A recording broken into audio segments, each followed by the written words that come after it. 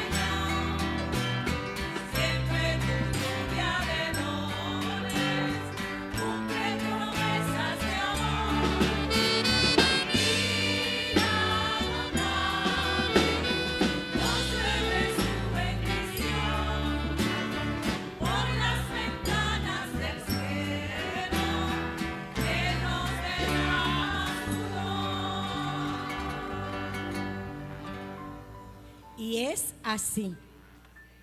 Buenos días, mis amigos. El Cristo en mí bendice, honra el Cristo en cada uno de ustedes en esta hermosa mañana, donde doy gracias a Dios por la maravillosa oportunidad de compartir mi conciencia con cada uno de ustedes.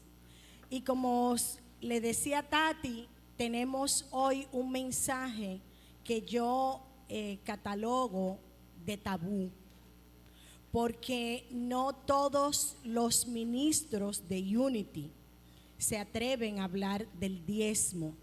Hablan de prosperidad, pero no del diezmo.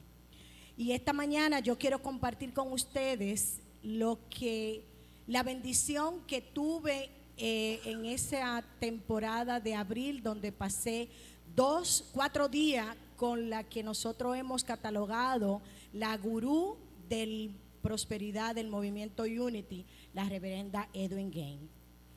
Ella solamente da entrenamiento para ministros y específicamente habla del diezmo, de la prosperidad y de las 4 leyes de la prosperidad espiritual. Y yo quiero compartir con ustedes algunas cosas. Honro a la congregación de la palabra revelada, que probablemente escuchen hoy algunas de las cosas que yo he compartido con ellos. Pero como siempre digo, hay algo que siempre nos falta y hay una luz que siempre se hace. No quiero que este mensaje nadie lo asuma de manera personal. No es mi intención, no es mi deseo.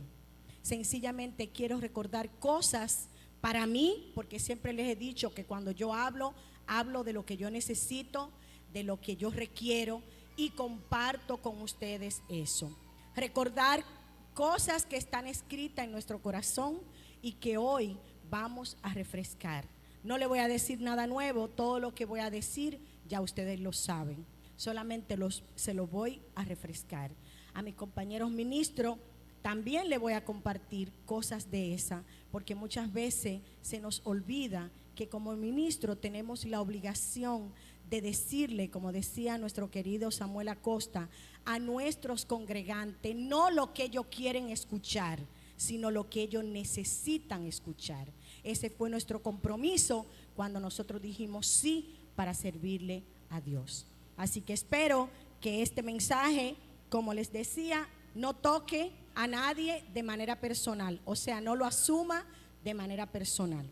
Y vamos a comenzar hablando de prosperidad y de diezmo, recordando lo que dice nuestro ministro, nuestro fundador, el señor Charles Firmon, cuando nos habla de prosperidad en su libro de prosperidad. Él nos dice que es la conciencia en Dios, el recurso infalible, abundante y presente y siempre disponible para el que esté receptivo a ella a través de la fe o mediante la fe. ¿Por qué? Porque la verdadera prosperidad es la que reconoce que hay abundancia de bien en la sustancia omnipresente. Dios, como nuestro proveedor, nos lo ha dado todo, ha hecho su trabajo. Ahora nos toca a nosotros hacer el nuestro. Y como los israelitas en el desierto, tenemos que recoger nuestro propio maná, porque nadie lo puede hacer por nosotros. Lo que quiere decir que la sustancia necesaria para satisfacer todas nuestras necesidades está en todas partes. Ahora bien, el poder para traer la manifestación está dentro de cada uno de nosotros. Por ello, no podemos ver ni nuestros ingresos, ni nuestras finanzas, nuestra pensión, nuestros bonos, nuestras inversiones como nuestra fuente de prosperidad.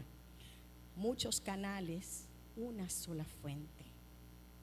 En otras palabras, no tenemos que andar buscando la prosperidad en ninguna parte, porque la prosperidad es dentro de cada uno de nosotros.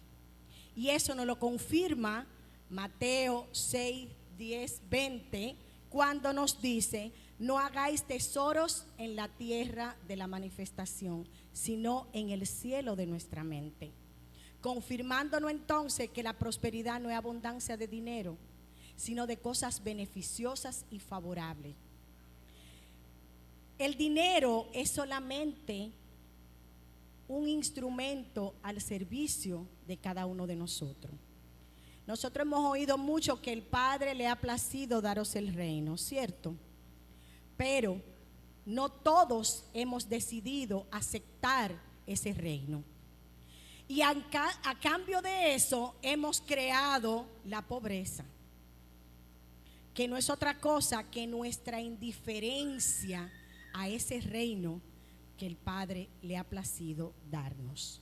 Debemos tener presente que la prosperidad no llega a nosotros porque Dios nos ponga dinero debajo de la almohada o en la puerta. Como les digo, no digo que eso no pueda pasar, puede pasar, pero esa es la excepción de la regla. La prosperidad llega a nosotros a través de las ideas creativas de Dios, que cada uno de nosotros pone en acción, mientras le presentamos al universo una conciencia de prosperidad. ¿Y cómo hacemos esto? Fácil. Empezando con lo que tenemos en la mano, como hizo Jesús con los panes y los peces. Dando gracia anticipado, porque sabemos y reconocemos que el bien que cada uno de nosotros desea ya es nuestro. Reconociendo que solamente a través del perdón nos hacemos receptivos a todo el bien que Dios tiene para nosotros, que el perdón es básico para nosotros.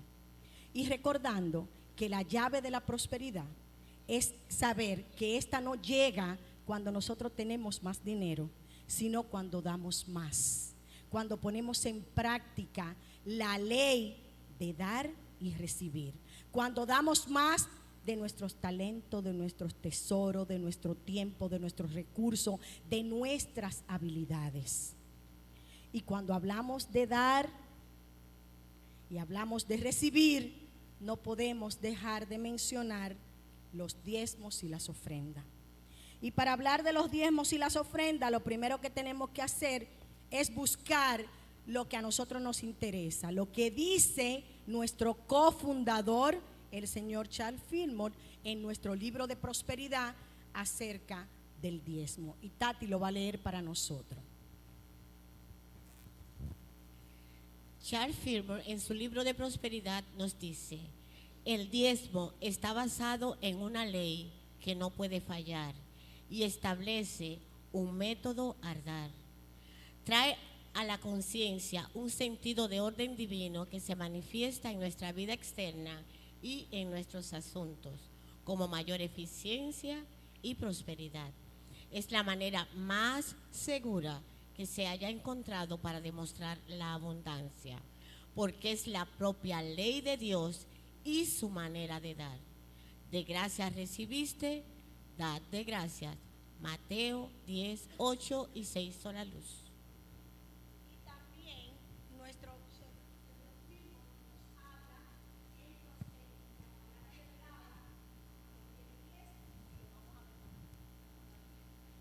Charles Fillmore en su libro La Palabra Reveladora nos dice que diezmar es dar una décima parte de nuestra provisión a Dios y a su obra. ¿Cómo dice?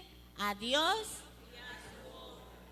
Diezmar es un acuerdo tácito en el cual el hombre está en sociedad con Dios en el manejo de sus finanzas. Esto conduce a la confianza y seguridad de que todo lo que hagamos traerá aumento de alguna manera. ¿Lo decimos juntos? Esto conduce a la confianza y seguridad de que todo lo que hagamos traerá aumento de alguna manera. Dad y se os dará. Lucas 6:38 y 6 son la luz. Amén. En el Antiguo Testamento, en la ley de Moisés, se dice que el diezmo o la décima parte se menciona como una devolución justa y razonable al Señor, reconociéndolo como nuestra fuente de provisión. Después que Jacob tuvo ese sueño de esa escalera donde subían y bajaban los ángeles, él hizo un altar de piedra y dijo al Señor: de todo, le prometió al Señor: de todo lo que me des, te daré el diezmo. Pero también encontramos en el Antiguo Testamento, en Malaquías 3, 9, 10, que nos dice: traed todos los diezmos al alfolí, al tesoro templo, a su iglesia, y haya alimento en mi casa. Y probadme ahora en esto, dice Jehová de los ejércitos, si no os abriré las ventanas de los cielos y derramaré sobre vosotros bendición hasta que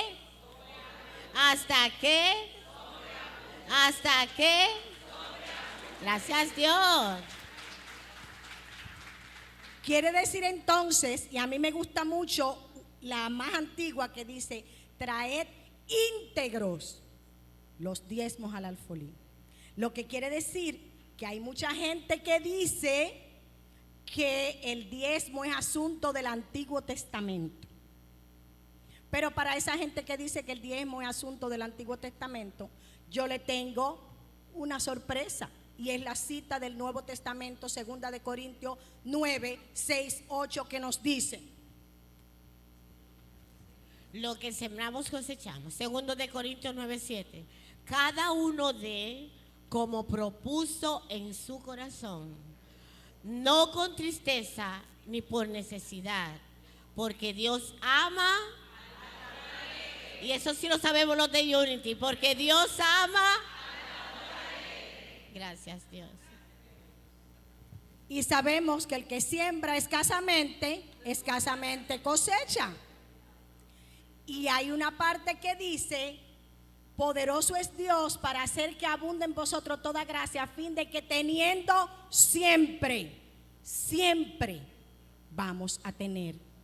Entonces, si vemos esto, nos damos cuenta de que en el Antiguo Testamento era una ley.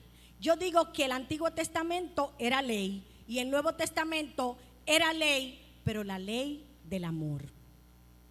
Si nos fijamos, ustedes me dicen, ¿y para qué Dios quería que le dieran los diezmos en el Antiguo Testamento? Para sostener el templo. Y en el Nuevo Testamento es lo mismo. Lo que quiere decir que las formas han cambiado, pero el fondo es el mismo. Porque los templos, la iglesia, no la sostiene el gobierno, no la sostienen los empresarios. La iglesia, los templos, los sostienen los miembros de la congregación, el pueblo de Dios. Lo que quiere decir entonces que, como yo lo llamo, el Nuevo Testamento, el diezmo es la ley del corazón, y en el Antiguo Testamento era la ley. Porque es cierto que en el Nuevo Testamento no hay una cita literal que te diga tiene que dar el diezmo, pero tampoco no hay una cita literal que te diga que no deje el diezmo. Jesús nunca dijo que no diezmáramos, ni los apóstoles tampoco. Hay cosas que en la Biblia no están tan literalmente como la gente quisiera para poder escudarse en eso. Como le digo, el principio era el mismo. ¿Por qué? Porque nosotros sostenemos con nuestros diezmos la iglesia, sostenemos al pastor, al ministro, porque lamentablemente hay una cultura de la raza que piensa que los ministros, los pastores, los médicos no necesitan nada, que ellos van al supermercado o van a la tienda, dice yo soy médico, yo soy pastor, así venga, llévese todo lo que usted quiera. Si fuera así, sería excelente, pero lamentablemente no es así. Hablamos de buenos salarios cuando se trata de un profesional secular, pero cuando se habla de un servidor de la iglesia, no, ese hombre gana mucho dinero. Entonces, ¿qué es lo que dice? Para tú tener una iglesia funcionando 24/7, tú tienes que tener todo funcionando perfectamente. Las luces, las paredes, los muebles, la limpieza, la planta, todo para que esté funcionando perfectamente en lo físico. Pero también necesitas tener un ministro o un pastor que esté ahí 24/7 para ayudarte en lo que se te presente. Y eso, amigos, solamente lo podemos hacer nosotros, los miembros de la iglesia. Por eso nosotros necesitamos diezmar para cumplir con esa ley, porque dice que todo lo que nosotros necesitamos tenemos que hacerlo. Pero también yo le voy a decir una cosa. Sabemos que hay gente que abusa de ese mandato, ministros, pastores. No voy a decir que no, porque hay de todo en la viña del Señor, pero nosotros no nos podemos enfocar en eso. Nosotros tenemos que centrarnos en cumplir con esa ley del amor, con ese mandato, dando conforme a nuestro corazón, con gozo y con alegría. Pero resulta que eso no lo digo yo solamente, de que nosotros tenemos que sostener el templo. Tenemos que sostener al pastor, al ministro, y sostenerlo de manera digna. Eso lo dice 1 Corintios 9, 13, 14, cuando dice: ¿no sabéis que los que desempeñan los servicios sagrados comen la comida del templo? Y los que regularmente sirven al altar, del altar reciben su parte. Así también ordenó el Señor que los que proclaman el Evangelio vivan del Evangelio. Lo decimos junto al versículo 14. Así también ordenó el Señor que los que proclaman el Evangelio vivan del Evangelio. Gracias, Dios. Y eso es Corintios 9, 13, 14. Eso no lo dijo Sara Sánchez. Ahora, ¿qué es lo que hace un ministro? ¿Qué es lo que hace un pastor? Sembrar en la conciencia de la gente, predicar el Evangelio. Eso es lo que hace un pastor, eso es lo que hace un ministro.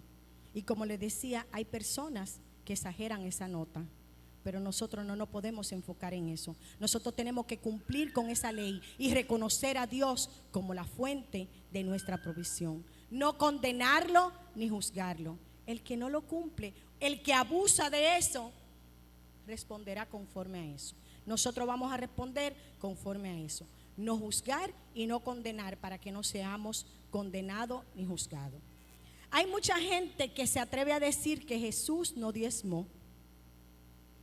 Y yo le digo a ustedes, eso es falso. ¿Y ustedes saben por qué? Porque Jesús nació bajo la ley del diezmo. Jesús fue circuncidado igual que todos los demás niños. María y José presentaron su ofrenda en el templo. Quiere decir que Jesús nació bajo la ley del diezmo. Ahora yo le pregunto, ¿ustedes creen que si Jesús no hubiese diezmado, los escribas, los fariseos, los saduceos, los doctores de la ley no lo hubieran acusado de eso? Porque a Jesús lo acusaron de todo, de que se juntaba con rameras, de que bebía vino, de cuanta madre lo acusaron, menos de que no diezmó.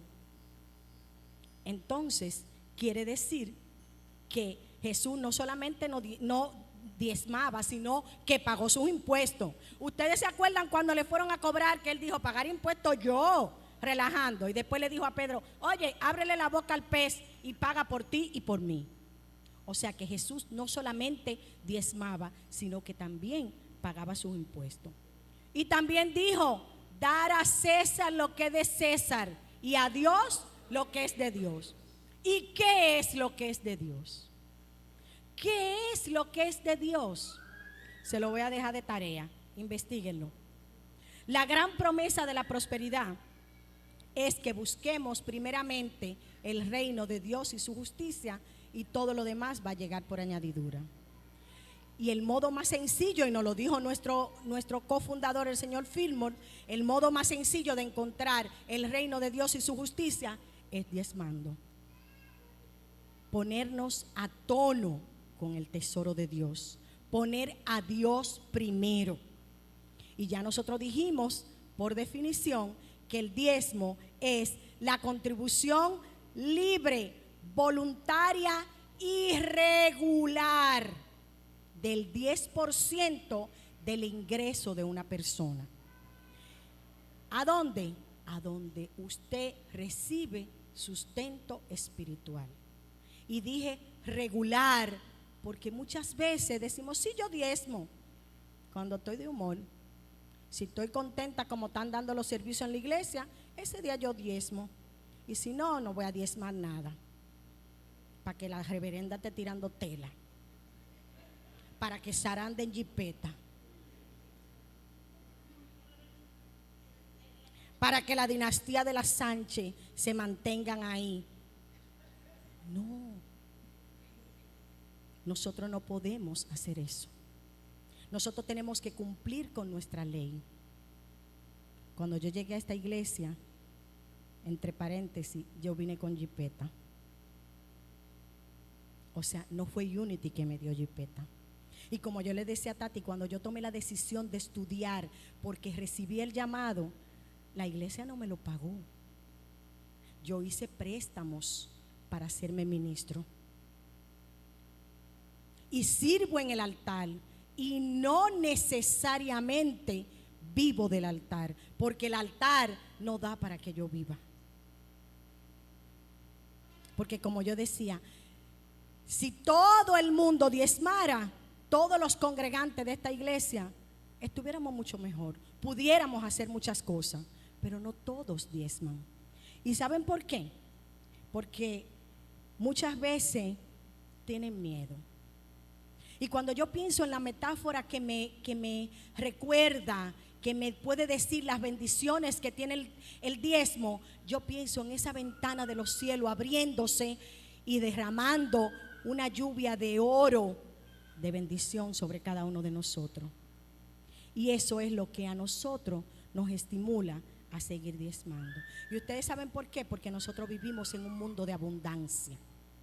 En un mundo de abundancia donde todas nuestras necesidades son satisfechas. No tenemos que comportarnos de ninguna manera en especial para que nuestras necesidades sean satisfechas.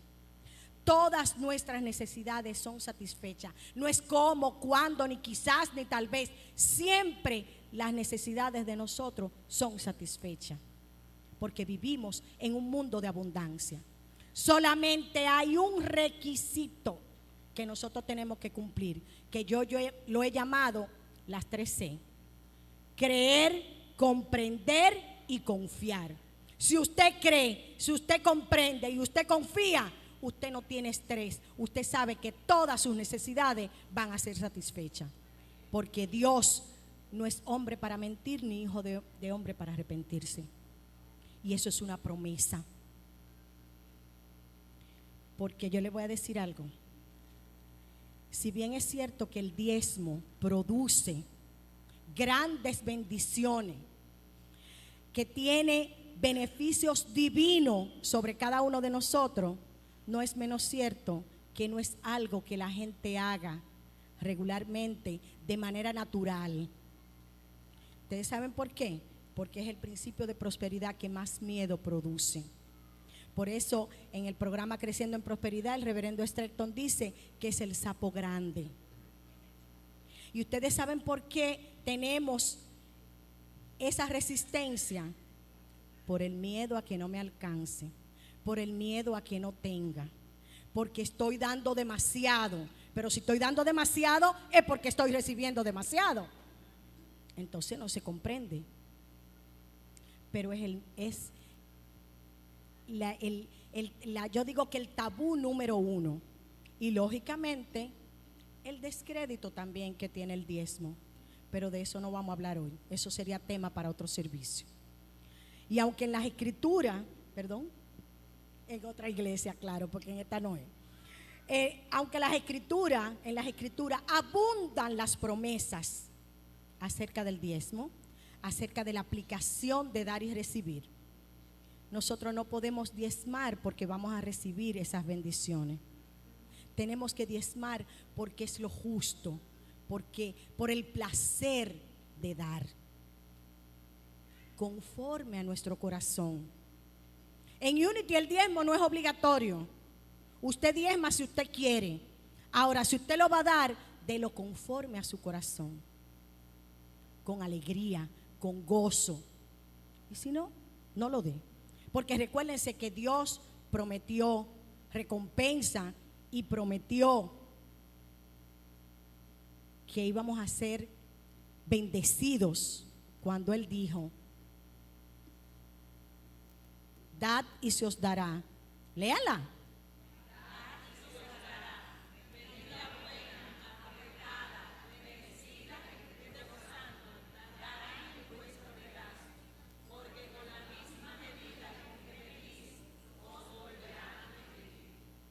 Y ustedes saben por qué, mis amigos, porque para sembrar hay que cosechar, para dar hay que recibir. Nosotros no podemos recibir, no podemos cosechar si no sembramos y si no damos. Cuando sembramos en los reinos de la prosperidad, no hay un canal. Cuando no sembramos en esos reinos, no hay un canal establecido a través del cual esa bendición y esa prosperidad y esa sustancia ilimitada pueda llegar a nosotros. Tenemos que sembrar en el reino de la prosperidad. Lo que quiere decir que, dicho de una manera más simple, más aplatanado, diezmar cambia nuestra vida, transforma nuestras finanzas. Y yo le pregunto, ¿y por qué no diezmar? Si después de todo nosotros damos regalos, le damos las gracias a las personas que se han comportado bien con nosotros o que han sido nice con nosotros. Entonces, ¿por qué no sembrar en el reino de Dios, que nos lo ha dado todo a cambio de nada? Y dijimos que dar el diezmo es el 10% de tus entradas brutas, a donde usted recibe alimento espiritual. Y una pregunta que mucha gente hace: ¿qué es el alimento espiritual? Alimento espiritual es aquello que nos inspira, que nos enseña. Es el lugar donde se nos recuerda los valores, los dones que tú y yo tenemos. Donde se nos enseña esa verdad que está escrita en nuestro corazón. Alimento espiritual es ese sitio donde se nos reconecta con esa presencia de Dios. El alimento espiritual no es un mensaje que me emociona. El alimento espiritual no es que yo llegué a ese sitio y me hablaron tan bonito y me dijeron lo que yo necesitaba escuchar ese día. Eso no es alimento espiritual. Alimento espiritual es donde de que usted cruza por esa puerta, usted siente la presencia de Dios. Y eso me hace recuerdo de Sandino. Sandino tuvo un tiempo que se metió en la política y se alejó del ministerio. Y venía por la mañana algunos días y le decía a don Teófilo: ábrame la puerta, que yo necesito sentarme en el santuario. Porque él decía que el venir y sentarse ahí, eso solo le recargaba las pilas en este lugar. Eso es alimento espiritual, donde usted se siente así. El alma solamente puede ser alimentada a través del pensamiento. Ese es el verdadero alimento espiritual, la palabra de Dios. Solamente a través de la palabra de Dios el alma puede ser alimentada. Como les decía, es ese lugar físico que te fortalece, que te revitaliza, que te da vida. Ese es el alimento espiritual. Pero hay gente que dice y pregunta: ¿qué sucede si yo recibo alimento espiritual de varios sitios? Diferente. La mayoría de nosotros nos parece muy lógico y muy normal dividir nuestro diezmo entre esos dos lugares donde nosotros recibimos alimento espiritual. Ahora yo le pregunto, ahora que ustedes saben lo que es alimento espiritual, ¿creen ustedes que es alimento espiritual? Si usted cree que usted recibe alimento espiritual de sitios diferentes, entonces diezme en cada uno de esos sitios. No coja su diezmo y lo divida, porque ya no es diezmo. Se convertirá en un 5 o en un 3. Coja su diezmo y délo aquí, y otro diezmo aquí, y otro diezmo allí. Si usted recibe tanto alimento espiritual en tantos sitios, eso generalmente le pasa a las, como decía la reverenda, a las maripositas metafísicas que están aquí, allá y acullá. Entonces se confunde. ¿Ok? Pero hay otros que dicen: ¿qué pasa si yo le doy mi diezmo a una institución que no lo necesita? Ese no es nuestro problema. Yo recibo alimento espiritual aquí y aquí yo deposito mi diezmo. Si esa institución es rica o es pobre, ese no es mi problema. Mi problema es que yo cumplo con esa ley y no me importa si ellos son ricos o son pobres. Ahora, ¿cuál es el propósito del diezmo? Como les decía al principio, creo que esa pregunta está respondida, porque el propósito del diezmo es reconocer a Dios como nuestra fuente de provisión. Agradecer a Dios por todo lo bueno, por toda la abundancia que ha llegado a mi vida. Y sostener la obra de Dios. Sostener la obra de Dios para que más gente puedan recibir ese alimento espiritual. Y nosotros entendemos que el diezmo, por recomendación de todo lo que hemos escuchado anteriormente, es la manera más propicia para nosotros contribuir con eso. Recordemos que el diezmo, dado libre y voluntariamente con amor, se convierte en una ofrenda de amor. Pero una ofrenda de amor no se convierte en un diezmo a menos que no represente el 10% de su entrada bruta. ¿Cuál es la promesa de Dios para el diezmo? Hay muchas, pero como le decía al principio, yo solamente le voy a decir la que a mí me encanta, que si nosotros damos el diezmo, estamos demostrándole a Dios que Él es nuestra fuente de provisión y que las ventanas del cielo se van a abrir y va a derramar bendición hasta que sobreabunde. Hay gente que me ha dicho, Dios no necesita mi dinero, entonces ¿por qué yo tengo que diezmar? Cierto, Dios no necesita tu dinero, pero necesitas darlo porque el diezmo es el cumplimiento de una ley, una disciplina, es el incremento de nuestra fe, el sostenimiento de nuestra fe, es lo que nos ayuda a prosperar, haciéndonos olvidar esos miedos inconscientes que están dentro de nosotros. Cuando nosotros comenzamos a diezmar, le estamos devolviendo un poco al universo de todo lo que nos ha dado. Y cuando el universo nos lo trae de allá para acá, crecido y multiplicado, que es mucho más de lo que hemos dado, comprobamos que nosotros no podemos jamás ser más generosos que Dios. Amigos, el diezmo, al igual que el amor, es una ley. Es como yo digo, mientras más amor tú das, más amor recibe. Mientras más tú diezmas, más recibe. Fueron creados por Dios para gratificarnos, para bendecirnos y para darnos todo lo que nosotros queremos, todo lo que nosotros necesitamos. Cuando nosotros cuestionamos sobre qué doy el diezmo, sobre el neto, sobre el bruto, yo digo que lo que nosotros estamos realmente es diciendo qué tan poquito puedo dar y quedar bien con Dios y cumplir con la ley. Entonces, yo te digo, da conforme a tu corazón. Siempre estarás bien con Dios porque los ojos de Dios son muy puros para que no ven iniquidad. Si tú diezmas, te bendice de la misma manera. Ahora, cuando tú das el diezmo, tu bendición es mucho más. Yo digo que cuando nosotros damos el diezmo de lo que recibimos e inmediatamente lo recibimos, Dios dice, wow, aquí hay uno que viene por más. Lo que quiere decir, allá cuando yo estuve en Cosa, hay un ministro de California que él dice que él no daba el diezmo de lo que él recibía, sino de lo que él quería recibir. Y comenzó un 1 de enero. Y dice que cuando terminó el año, su contador le dijo, oiga, sus ingresos han subido al valor del diezmo que usted está dando. Él dice, ¿por qué? Porque él quería probar.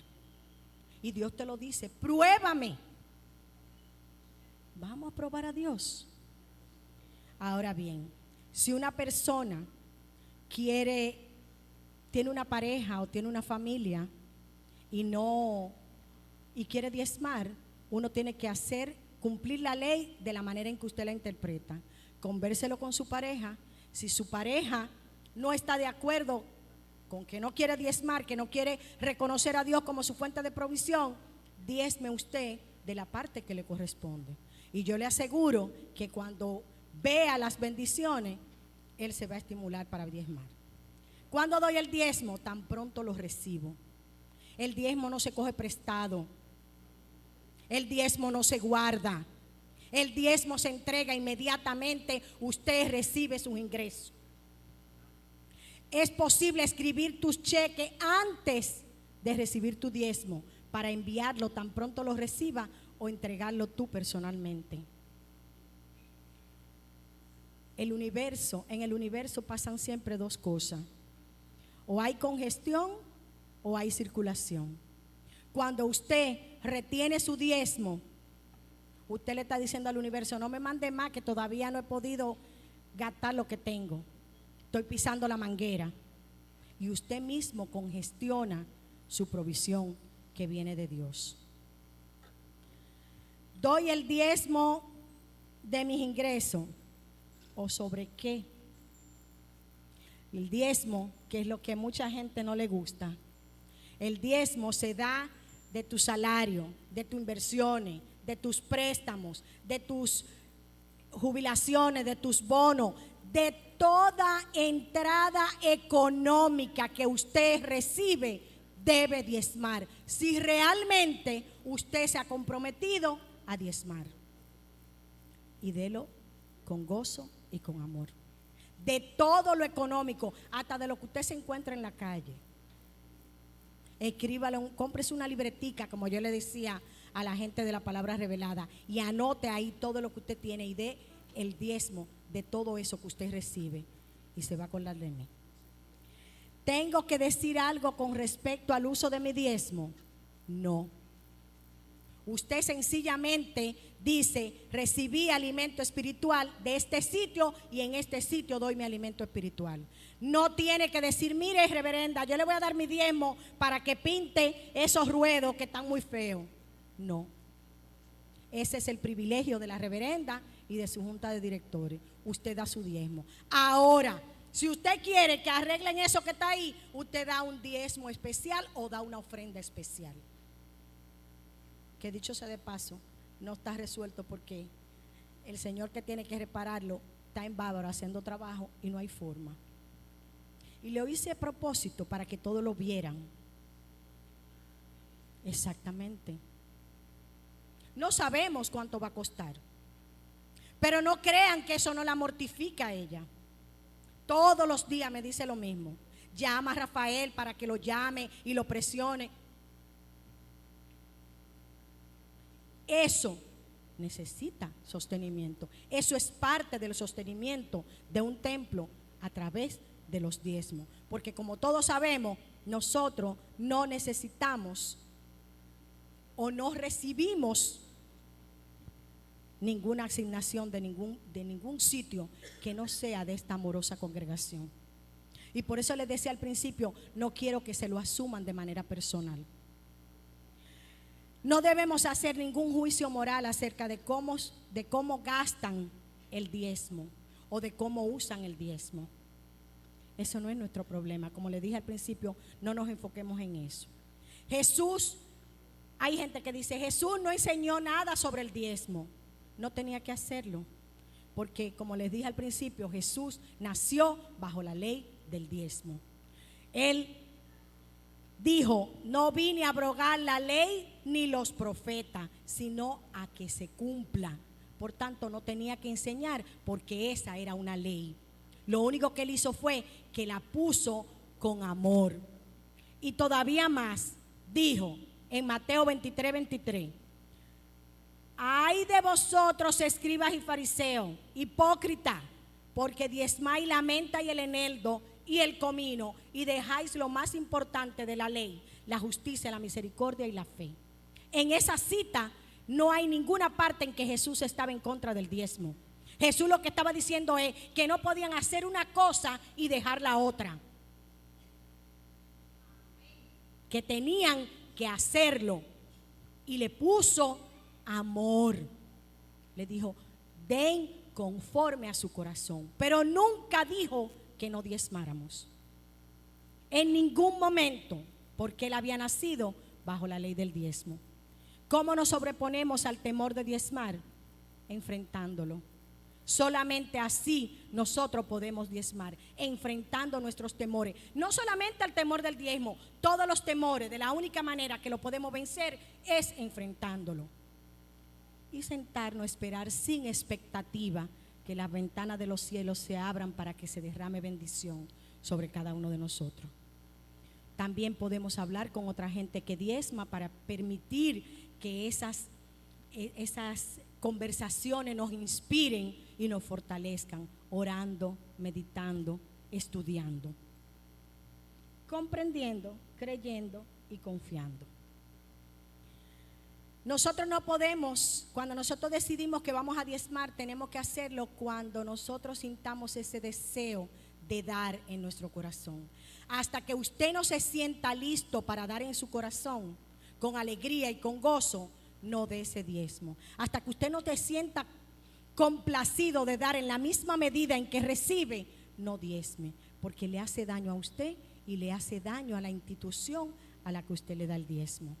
Tiene que diezmar con alegría y con gozo, y no permitir que esos pensamientos limitantes impidan que esa sustancia llegue a nosotros. Hay gente que pregunta: ¿está bien que yo diezme aunque no tenga para pagar mis deudas? Ahí es cuando más tenemos que diezmar, porque solamente cuando nosotros damos el diezmo podemos ayudarnos a pagar nuestras cuentas. Tenemos que ser responsables con el uso de nuestro dinero y no podemos contraer compromisos, no deuda, compromisos de manera irresponsable. Cuando usted tiene un compromiso que le produce estrés, ansiedad, temor, sudoración, es un compromiso que no fue ni razonable ni real. Fue inconsciente, fue irresponsable. Porque cuando usted tiene compromiso, que usted sabe que tiene un compromiso, pero eso no le produce ansiedad, usted descansa. Padre, tú sabes. Tú sabes cuál es mi necesidad, tú sabes lo que yo necesito, eso está en tus manos. Ahora, cuando usted encampana la tarjeta de crédito como comprador compulsivo, esa es una deuda que es irresponsable. Entonces, si usted no es fiel en lo poco, no puede pretender que Dios sea fiel en lo mucho. Lea Malaquía y vuelva y léalo, y vuelva y léalo, como dice con la experiencia que tiene la reverenda Edwin Gain. Léalo hasta que usted se convenza que esa es la interpretación de esa cita. ¿Puedo dar mi diezmo aunque esté jubilado? Sí. Porque en el sistema, si hay yo no tengo ingreso fijo, en el sistema de creencia usted fijó que usted tiene ingreso fijo, porque en la abundancia de Dios no hay tal cosa, no hay ingresos fijos. Ahora, en su sistema de creencia sí, y cuando usted se pone eso, pues lógicamente su prosperidad va a ser limitada. ¿Dónde debo dar mi diezmo? Ore, medite, y la respuesta que usted reciba de dónde debe dar su diezmo, sígala. Hay gente que no diezma y como quiera prospera. Sí, pero eso no es nuestro problema. Nosotros no podemos juzgar al otro por lo que vemos afuera. Recuérdense que prosperidad no es solamente dinero. A veces vemos muchas cosas y realmente no son.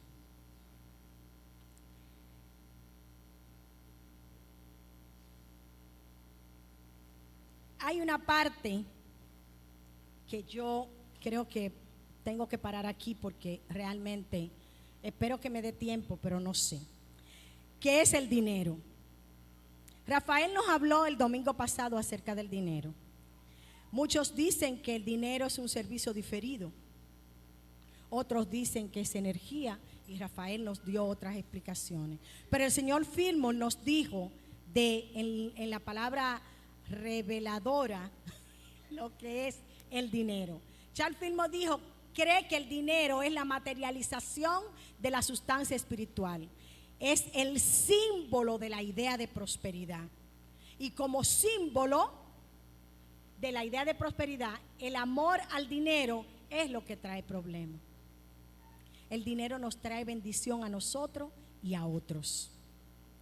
Ahora, también nos dice que es la sustancia en forma de dinero para traernos, para usarla sabiamente, y que trae bendición cuando nosotros la usamos en orden divino. Que el amor, que el hombre debe amar toda fuente del dinero, que es Dios, mas no el dinero. El detalle aquí es que también el señor Fillmore nos dice, creo que está por ahí más adelante, que el dinero, como ese sistema energético que nosotros conocemos, va a desaparecer. ¿Por qué va a desaparecer? Porque nosotros vamos a servir por la alegría de servir. Cuando hagamos eso, vamos a darnos cuenta de que el dinero fluye sin nosotros tener que luchar para tenerlo, ni tener que hacer cosas indebidas o que no queremos para que el dinero llegue a nosotros. Pero no se asusten, porque él también dice que no va a desaparecer hasta que nosotros no tengamos claro, no dominemos para qué está el dinero, hasta que no reconozcamos que no tiene ningún valor real en sí mismo. Hasta que nosotros no dominemos eso, el dinero no va a aparecer. El detalle aquí es si el dinero es tu amo o si tú eres el amo del dinero. Hay momentos en la vida de nosotros en que nosotros usamos el dinero como una herramienta para lograr lo que nosotros deseamos y lo que nosotros queremos. Pero hay un momento también en que ese brillo del oro nos nubla y se nos olvida cuáles son las cosas realmente importantes en nuestra vida, como son nuestras relaciones con nuestros seres amados y, lo que es peor, nuestra relación con Dios. Y en ese momento el dinero se vuelve nuestro amo. El amor al dinero, como les decía ahorita, el dinero y el amor fueron creados por Dios para darnos una vida gratificante. Pero el señor Fillmore también nos da una recomendación acerca de cuál es la actitud que nosotros tenemos que tener cuando estemos manejando nuestro dinero. Él dice que vigilemos los pensamientos que tenemos cuando estamos manejando nuestro dinero, porque nuestro dinero está ligado directamente a través de nuestro pensamiento a una fuente invisible. Y esa sustancia está ligada directamente a esa fuente invisible y es la que nos va a decir, nos va a dar la llave de la prosperidad, o sea, de la abundancia o de la escasez, dependiendo de lo que nosotros estemos dando en ese momento, si estamos pensando en poco o si estamos pensando en mucho. Porque el dinero es un medio para un fin, no es el fin en sí mismo. Tener dinero no es la meta es que nosotros podamos hacer lo que tenemos que hacer. Pero con todo y eso hay mucha gente que tiene problemas morales con el dinero. ¿Por qué? Porque nos enseñaron desde niños que la pobreza era una virtud, que la gente noble no podía tener deseo de prosperidad, que no podía soñar con riqueza porque eso era codicia. ¿Cierto? Entonces hay mucha gente que prefiere permanecer en pobreza por eso, y con el temor de que la vida se le va a ir sin haber cumplido su sueño. ¿Por qué? Porque la pobreza es lo que nos enseñaron. Pero eso le pasa a la gente que está allá afuera, no a la gente de Unity. Porque en Unity nos enseñaron que Dios es dentro de nosotros. En Unity nos enseñaron que Dios satisface nuestras necesidades. En Unity nos enseñaron que Dios es la fuente de nuestra provisión y que no hay nada malo con el dinero, que en todas las cosas que nosotros hacemos y vemos, Dios está presente, incluyendo el dinero. Y con todo eso, el dinero ni es impuro, ni es inmoral, ni es nada malo. El dinero es para nosotros disfrutarlo. Entonces, Rafael también nos hablaba el domingo de que la pobreza la creemos, ¿verdad? Como que es una virtud.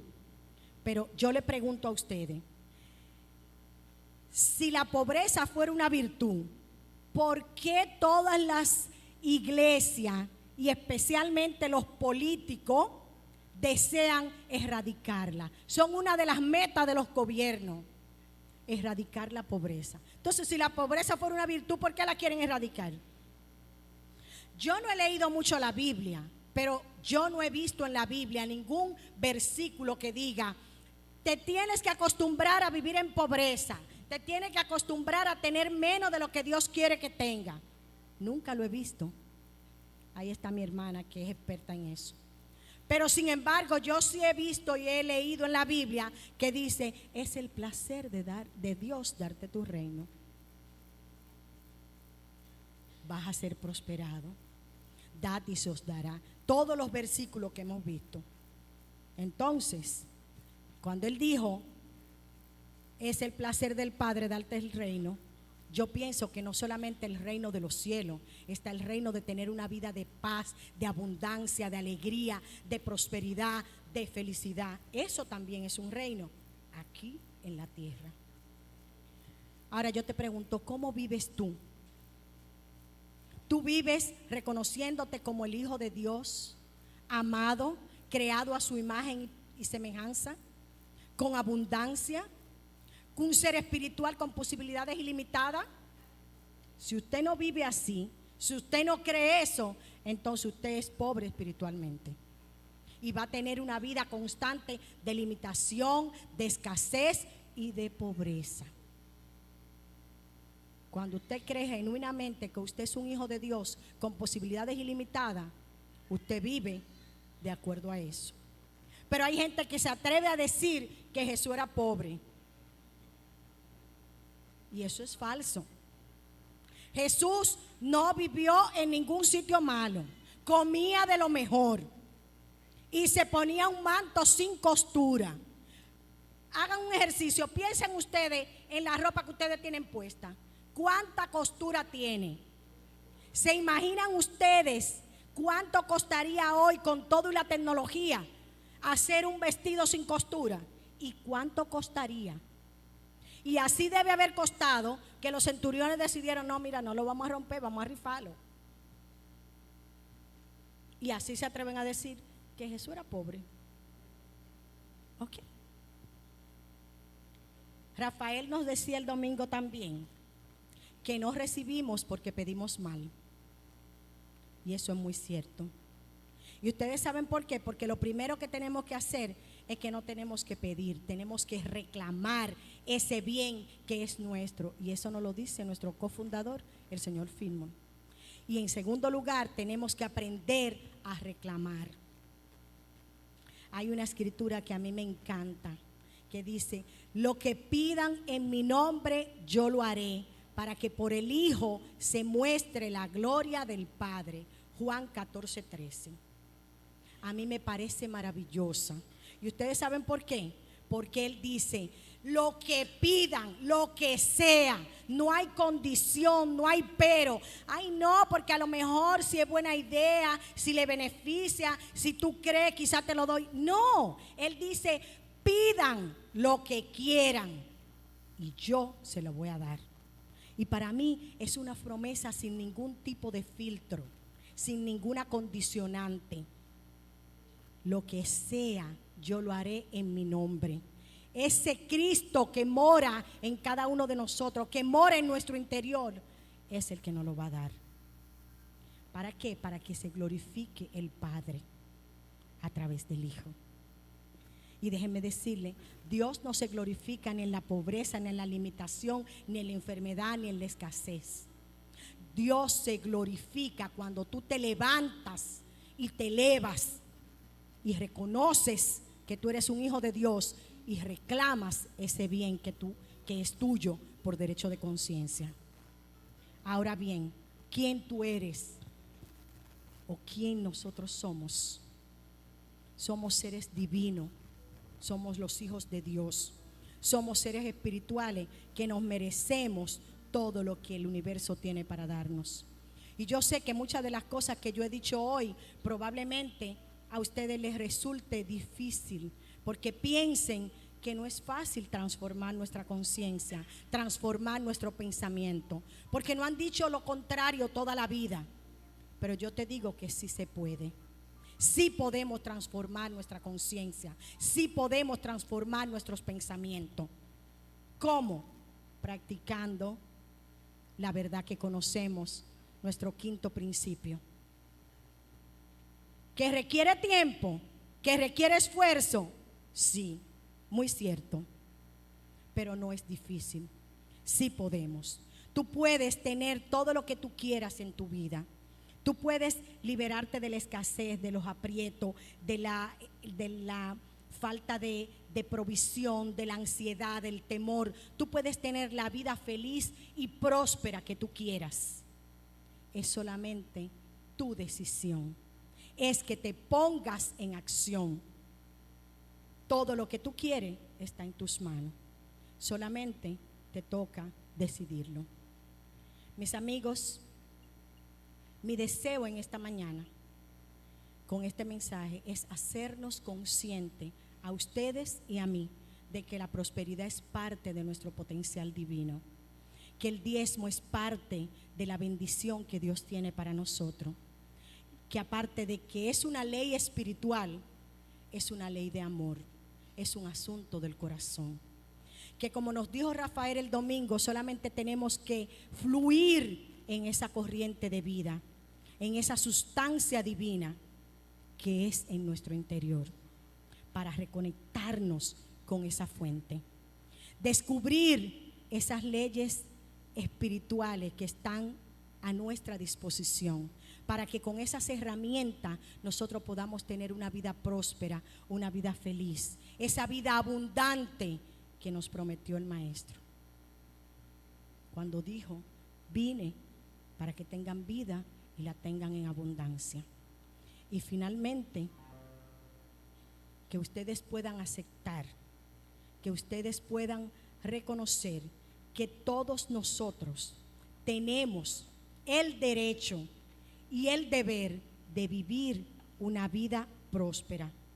Que ese no es un privilegio para alguna gente, que ese no es un privilegio para los llamados ricos, ese es un privilegio para todos nosotros. Que es nuestro privilegio ser próspero, triunfantes y exitosos por siempre y para siempre. Y vamos a ser grandemente bendecidos cuando, reconociendo estas cosas, las hacemos. Dios les bendice.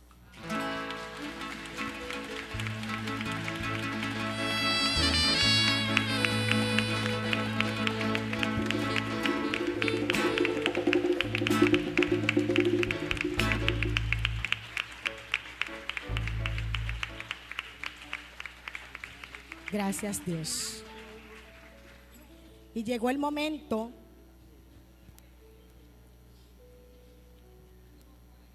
dame uno.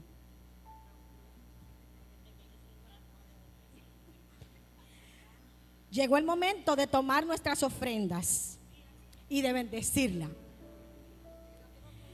Y yo recibí una bendición de diezmo, básicamente, que a mí me gustó mucho y yo estoy compartiendo con ustedes. Y yo quiero que la hagamos juntos. Está en la pantalla. El amor divino, a través de mí, bendice y multiplica todo lo que soy, todo lo que tengo, todo lo que doy y todo lo que recibo. Gracias por el bien que ha venido y que viene a mí. Celebro la fuente de mi abundancia y doy gracias por su continua manifestación. Gracias, Dios.